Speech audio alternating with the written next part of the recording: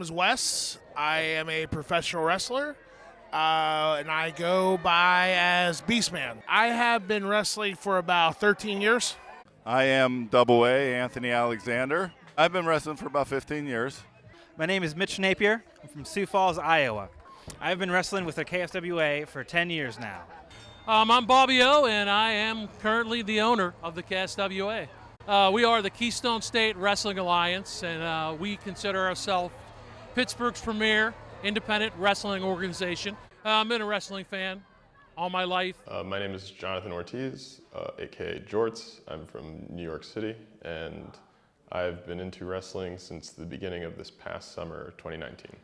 So I'm hopefully after college going to join a wrestling school because I want to do it. I'm Brooke Ley. I'm from Pittsburgh, Pennsylvania, South Hills area.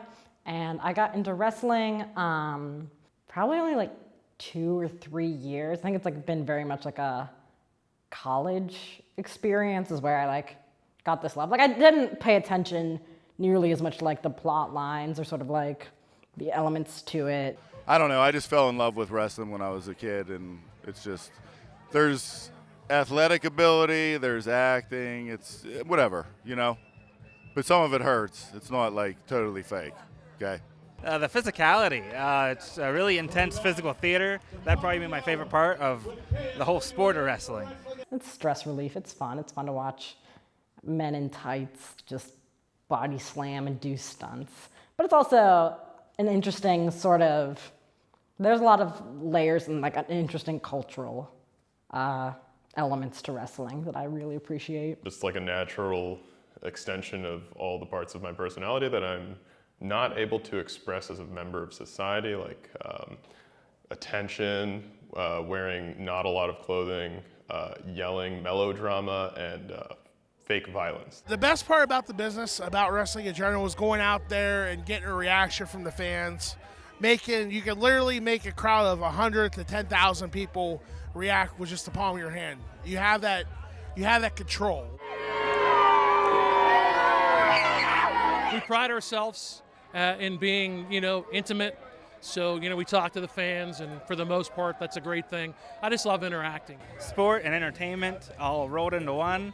It's we put on a family-friendly show here with the KSWA. I think there's an interesting community of kid followers. It's almost something that I see parents taking their kids to, and then that's how you almost tell a heel versus a face. It's heels will be sleazy to the kids, they won't return their high fives, and it's oh, but then the faces will shake their hands and talk with them, and I think that's a funny way to present the good guys versus the bad guys and who to root for. But I think it's also a little weird. I think that's sort of why my mom didn't want me getting into it, is that it's oh man, they're beating each other up. But it's sort of it feels like a early Avengers movie or something like that, where it's good guys, bad guys, fighting, stunts, great times.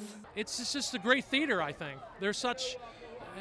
It's almost like anything else in life. If you're looking at literature or movies, it's good versus evil. It's always a story of good versus evil. So it's how they tell the story. It's a theater of violence, so to speak. And people ask me, what's wrestling? What's wrestling like? Well, we tell a story, only we tell it physically. So that's what I like. I like to see storytelling. I like the storylines. I like the fans being involved in what we're doing. So, to me, it's my theater. And I hope that comes across when we do what we do. With the point system and everything, there's theatricality to everything that we do. And now putting it in the ring, you got fans adding to it. My understanding of it right now is that all the physicality and a lot of the pain are real, but it's scripted or choreographed to a certain extent. So I'm not completely sure yet if these are things that are agreed on in the moment. But to my understanding, it's choreographed, but it is not fake. If it's done right and you're doing it well, that's where the theater of violence comes in. You can't go in and you can't walk down the street and punch someone in the face. Doesn't work. You're going to get arrested. But in a wrestling ring, you can punch people in the face. You can kick people in the stomach. You can smash them in the back with a chair. So if you do it right and you learn your craft well, that's where the fun comes in, because on the outside, it looks like you're actually doing something that is hurting someone. But if you're doing it right, it's all part of the theater. Just about, like, pretty much every move can hurt, because the ring is not like a trampoline. Like, there's metal beams, then wood, and then maybe like that much padding. Both of you have an understanding that like what you're doing is for the show, and that anything that goes wrong like health-wise is like a risk that you took that the other person isn't trying to incur on you. So you learn how to do things the safe way.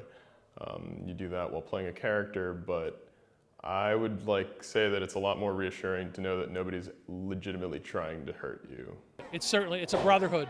No matter if you're an owner like me, if you're a ring announcer like Trapper Tom, if you're a wrestler, it is without a doubt a brotherhood, and we're all in it together. There's definitely a brotherhood. Even if you hate the guy, you just got to respect. You have to take care of the guy that you're in the ring with. It's a must. You protect the other guy that's in there with you. Yeah, you have to have respect for the other person.